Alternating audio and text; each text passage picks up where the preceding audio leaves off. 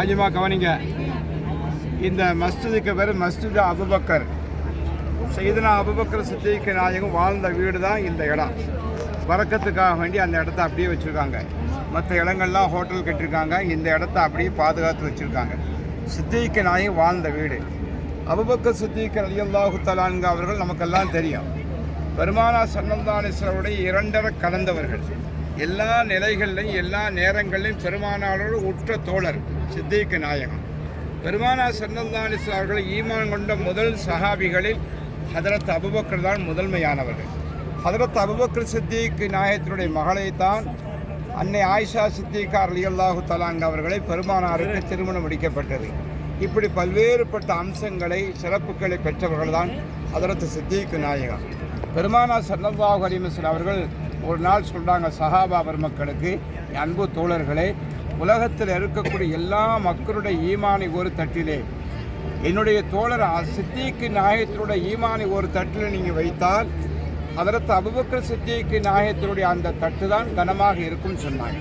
அந்த அளவுக்கு ஈமானிலே உறுதிமிக்கவர்கள், மிகப்பெரிய ஒரு தாக்கத்தை ஏற்படுத்தியவர்கள் ஹதரத் சித்திக் நாயகம். ஹதரத் சித்திக் நாயகம் சௌரு குகையில் பெருமானாருக்கு உற்ற துணையாக இருந்து பாதுகாப்பாக இருந்து மதினாவுக்கு வந்து சேர்த்தவர்கள். உமர் ரலியல்லாஹு தஆலா அவங்க சொல்லுவாங்க, சித்திக் நாயகத்தை பார்த்து, நீங்கள் துன்யாவில் நான் செஞ்ச எல்லா அமலையும் உங்கள்கிட்ட நான் தந்துருந்தேன். இந்த 3 நாள் சௌரு கோயில் ரசூலா நீங்கள் பாதுகாத்தீர்கள் அல்லவா, அந்த அமலை என்ற தாங்கன்னு கேட்டாங்க.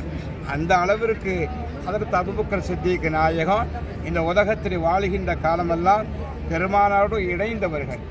ஸல்லல்லாஹு அலைஹி வஸல்லம் மேராஜுக்கு போயிட்டு வந்த உடனே இந்த உலகத்திலே பெருமானார் ஸல்லல்லாஹு அலைஹி வஸல்லம் அவர்கள் அபூபக்கர் சித்திக் நாயகத்திடத்தில் மேராஜுக்கு போயிட்டு வந்த இந்த நிகழ்ச்சியெல்லாம் சொல்லி காட்டுகின்ற போது பெருமானாரை முதலாக உண்மைப்படுத்தியவர்களும் ஹதரத் சித்திக் நாயகம் தான்.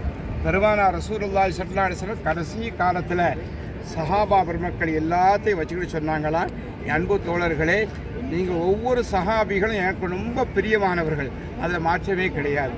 ஒவ்வொரு தோழர்களும் ஒவ்வொரு வகையில் எனக்கு நீங்கள் உதவிகளை ஒத்தாசைகளை செய்திருக்கின்றீர்கள். அதற்கு பகரமாக செய்த ஒவ்வொரு தோழர்களுக்கும் பகரமாக நான் எல்லாத்தையும் செஞ்சிட்டேன். ஆனால் சித்திக் நாயகம் எனக்கு செய்த உதவிக்கு இந்த துன்யாவில் என்னால் அந்த பகரமாக என்னால் செய்ய முடியலை அப்படின்னு ரசூலா சொல்லிட்டு சொன்னாங்க. மஸ்ஜித் நபவியில் ஒவ்வொரு கோத்தரத்தார்களும் வரக்கூடிய பாதை வாசல் இருக்குது, எல்லா வாசலையும் அடைச்சிடுங்க. ஆனால் சித்திக் நாயகம் வரக்கூடிய அந்த வாசலை மட்டும் நீங்கள் அடைக்கக்கூடாதுன்னு சொன்னாங்க. பெருமானார் ரசூலுல்லாஹி ஸல்லல்லாஹு அலைஹி வஸல்லம் இங்கேருந்து புறப்பட்டு தான் மஸ்ஜித் நபவிக்கு வருவாங்க. அவங்களுடைய வாசல் இப்பவும் இருக்குது. நம்ம சலாம் சொல்ல உள்ள போகிறோமே, பாபு சலாம், அதுக்கு பக்கத்தில் இருக்கக்கூடிய வாசல் தான் பாபு அபூபக்கர் சித்திக். அப்படிப்பட்ட மிகப்பெரிய சஹாபி தான் ஹதரத் சித்திக் நாயகம். அங்கு வாழ்ந்த வீடு தான் இந்த இடம். அல்லாஹு தஆலா இந்த இடங்களை காணுகின்ற பாக்கியத்தை அல்லாஹ் நமக்கு தந்திருக்கின்றான். அல்ஹம்துலில்லாஹ். இன்ஷா அல்லாஹ் இங்கே இந்த பெண்கள் எப்படி, இந்த பெண்கள் நீங்கள் உள்ளே வர முடியாது. நம்ம ஆண்கள் உள்ளே போய் உதவு உள்ளவங்க 2 ரக்காத் தொட்டு இன்ஷா அல்லாஹ்